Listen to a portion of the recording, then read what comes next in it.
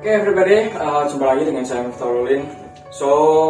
Mohon maaf nih ya kalau misalnya lanjutan dari pembuatan studio kami sempat terhenti karena ya ada beberapa masalah di dalam hidup gue, yaitu beberapa hari atau mungkin 1 minggu yang lalu gue itu habis kena musibah, yaitu kecelakaan. Gue nabrak mobil, tapi gue gak ingat kejadiannya dan ya itulah, jadi masuk urusan kepolisian dan lain-lain. Jadi yang menghambat itu ya satu, karena gue harus berurusan dengan kepolisian. Dua, smartphone gue yang mendukung gue buat konten itu hancur anjir. Sony Xperia Z2 Premium, spare partnya itu susah buat dicari. Jadi ya harus sabar dulu, otak-otak cari HP-HP bekas untuk ya biar bisa bantu promosi channel YouTube gue dan ya buat komunikasian kerja lah. Kalau kerja di kantor kan nggak pakai HP itu susah sekarang. Jadi ya mohon maaf lah untuk mungkin seharusnya itu sudah nayangin kayak bener-bener full studio udah jadi. Sebenarnya studionya udah jadi, cuman karena mungkin beberapa halangan masalah pribadi dari guanya sendiri, terusan ada beberapa problem mungkin yang nggak perlu diceritain lah. Jadi nggak usah lama-lama, langsung saja kita berarti proses yang ketiga, karena yang mungkin seminggu atau hampir 2 minggu yang lalu itu proses kedua. Jadi ini langsung proses pengerjaan di ketiga aja. Nggak lama-lama, nggak usah banyak bacot, langsung saja. Let's go!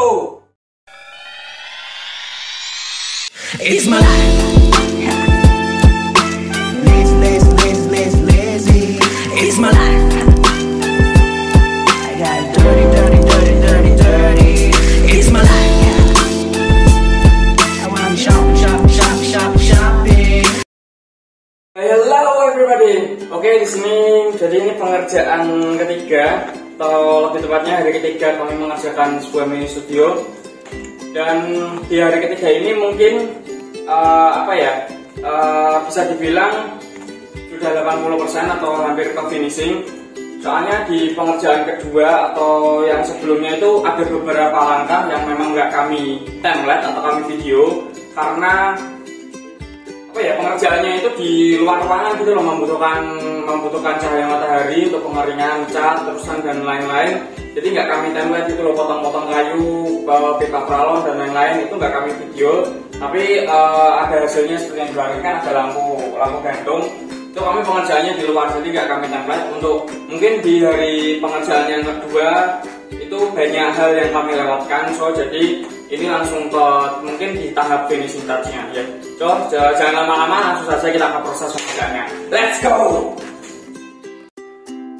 Oke guys, balik lagi ya. Ini adalah proses pengerjaan studio kami yang ketiga. Jadi ini adalah pembuatan lampu gantung kita. Ini lampu gantung terbuat dari pralon atau pipa, itu sisa pembangunan rumah. Jadi waktu renov rumah dibangun itu masih ada sisa pipa yang ya lumayan panjang. Jadi di konten video studio kami mungkin kami punya ide untuk jadiin pipa ini sebagai lampu gantung kita, karena sesuai judul kami yaitu low budget. Jadi kayak barang-barang yang ada di sekitar kita mungkin bekas ataupun sisa itu ya kami pakai semaksimal mungkin dengan kekreativitasan kita menjadi barang yang mempunyai nilai tinggi gitu loh. Ini kalau di pelajaran waktu SMK dulu, prakarya dan kewirausahaan, pasti dapat 100 ini bisa dijual ini soalnya. Jadi lampu gantung yang terbuat dari pipa bekas atau pralon bekas, kalau bahasa Jawanya itu pralon. Nah ini untuk pemberian warna itu kami sengaja kasih warna hitam karena supaya industrial banget gitu. Oh ya, jadi untuk kayak mengangkat kesan itu benar-benar industrial modern gitu loh. Jadi nggak polosan, kita permak barang-barang yang mungkin bahan dasarnya itu sebenarnya sederhana tapi bisa jadi istimewa gitu loh. Nah, setelah pengecatan selesai, ini kami pengukuran kayak sudut pandang buat lemari dinding kita, rak dinding lah, bukan lemari ya, rak dinding itu ya mungkin rak yang ditempel di dinding gitu. Jadi ini adalah proses pengukuran dan pemasangan rak dinding kami.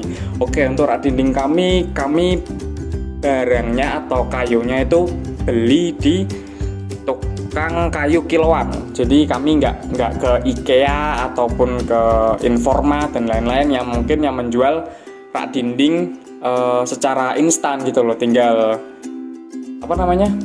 Plug and play. Plug and play ya. Plug and play. Ya, plug itu bahasa Jawa, play bahasa Inggris. Jadi pencampuran bahasa. Asal Di sini kita beli dengan low budget lah. Nanti untuk harganya kami nggak masukkan di sini karena itu ada di bagian akhir dari studio kami. Jadi yang perlu kalian tahu, kami sebenarnya itu membeli barang-barang yang mungkin awalnya itu dilihat kurang menarik, tapi kami poles dengan kekreativitasan kita sendiri sehingga terlihat mewah dan menarik gitu loh. Nah, ini kalian bisa lihat kami berdua sedang memasang besi L pada rak dinding kami. Untuk pemasangan besi L ya mudah saja sih, tinggal kita presisikan ukurannya, kita ukur lalu kita pakai mur buat masang besi L itu. Oh ya, kalau untuk beli besi L itu udah satu paket ya, jadi kalian nggak usah khawatir. Buat ukuran murnya itu sudah ada satu paketnya dari toko materialnya. Kalau kalian beli tapi nggak dikasih mur, itu protes aja toko materialnya, suruh tutup aja ya. Dan untuk pemasangannya di dinding, kalian jangan lupa yang namanya visor. Jadi setiap dinding yang kalian lobangi pakai bor itu, sebelum kalian masukkan dengan mur, kasih visor dulu. Visor itu kayak apa ya? Mungkin perekat ya, brother. Perekat buat di dinding supaya nggak gampang jatuh. Ini mungkin ya ilmu yang gue tahu tuh, dulu tukang gue bangun renov rumah gue tuh kayak nggak ada visor-visoran kayak gini. Jadi kayak cuman mur gitu tempelin di tembok gitu loh. Jadi kayak ini bener-bener mungkin ilmu dari my brother yang kuliahnya itu jauh nan sana, mungkin Jogja ya, di Jogja, Surakarta atau Solo atau Jogja ya, Jogja di ISI, Institut Seni Indonesia. Kalian bisa bayangkan kan, institut berai bukan universitas. Di institut itu kayak bener-bener apa ya, lebih spesifik atau lebih khusus lagi buat memperdalam sebuah jurusan atau fakultas. Kalau untuk kelas universitas itu mungkin untuk umum ya, tapi ini institut.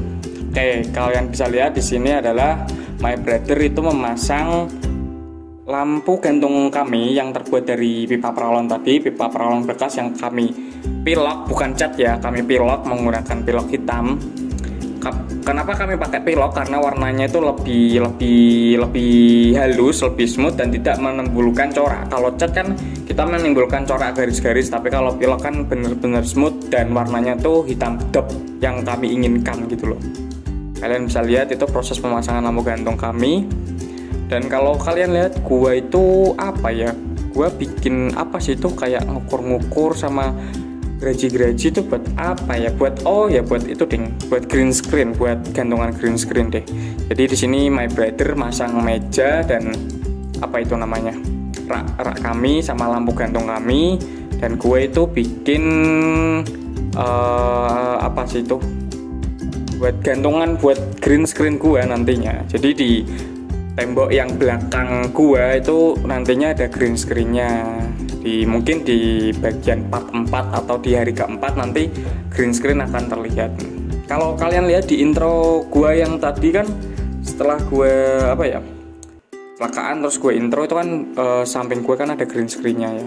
Nah, ini adalah proses pemasangan strip light atau lampu garis. Strip light kami ya, namanya gue kan suka gaming ya, mungkin studio kami itu pengen menonjolkan studio sedikit ke gamingan, jadi kami pakai lampu blue yang mungkin seharusnya pakai RGB, red green blue, tapi kami berdua karena kami suka warna the blue color, jadi kami pilih warna biru. Oke, kalian bisa lihat nah setelah tadi kalian melihat lampunya terpasang di belakang meja, kami lepas dulu karena pemasangan karpet. Ini adalah pemasangan karpet. Oh, kalau kalian beli karpet ya mungkin kalau budget mewah ya, kalian beli yang paling mewah. Ini karpet kami mungkin yang paling murah, tapi warnanya itu bener-bener yang kami inginkan gitu loh. Kami beli karpet itu berapa ya? Ya sekitar 138-an lah. 140 masih kembali 2000. Itu lumayan, bisa buat kalian beli es teh. Nah, di sini kami kayak pemasangan presisi sudut, dari benar-benar dipojokkan dan dipreskan supaya hasilnya itu maksimal. Ini kami menggunakan apa ya? Ya tubuh kami lah untuk menginjak-injak karpet kami. Terusan bagian samping-sampingnya kita pakai kayu sisa-sisa list kami itu buat masang. Nah itu kami ketuk-ketuk, kami pukul-pukul biar kayunya itu terbentuk persegi, baru dipotong. Jadi bener-bener mepet, press, baru kita sikat potong. Nah untuk ini ya apa ya, susah-susah gampang sih masang karpet kayak gini. Mungkin kalau kalian nggak terbiasa atau belum punya ilmunya atau tekniknya, itu mungkin bakalan susah karena karpet kan cenderung sedikit tebal ya, namanya juga karpet. Jadi kok bener-bener membentuk lipatan itu diperlukan tenaga yang sedikit ekstra. Kalau kalian nggak tahu tekniknya dan mungkin caranya gimana, itu nanti hasil potongannya nggak akan rapi dan apa ya, berbelok-belok gitu loh. Jadi ya bener-bener nggak berseni lah. Kalian lihat kan itu bener-bener presisi dan bener-bener ngepres banget. Jadi nggak membuat karpet kita itu cepat goyang atau cepat bergelombang kalau diinjek. Jadi bener-bener press. Kita tinggal apa ya, kayak bikin kunci karpetnya nanti. Ini kami setelah pengukuran karpet di bawah, setelah presisi, setelah pas, oke, kami membuat kunci itu terbuat dari kayu list yang kami beli di toko Figura itu dengan harga murah. Berapa ya satunya tuh? Ya 7-8 ribu lah, tergantung jenis kayu yang kalian pilih. Kalau untuk list bawah kami pilih kayu yang sedikit berat, jadi biar tekanan gravitasinya lebih kenceng, dan untuk ngunci karpetnya itu biar lebih pekat, biar lebih keras lah. Kalau untuk list atas yang mungkin di pengerjaan kedua kemarin saya sarankan yang ringan, yaitu karena di atas, jadi biar nggak terlalu berat untuk penarikan gravitasinya. Kalau di bawah itu kalian pakai kayu yang tebel aja, yang apa ya, yang keras lah, kayu yang keras, yang berat, biar supaya nindihin karpetnya itu lebih kuat gitu loh. Kalau kalian lihat untuk pemasangan di depan itu kan nggak ada listnya, itu kami pakai double tip.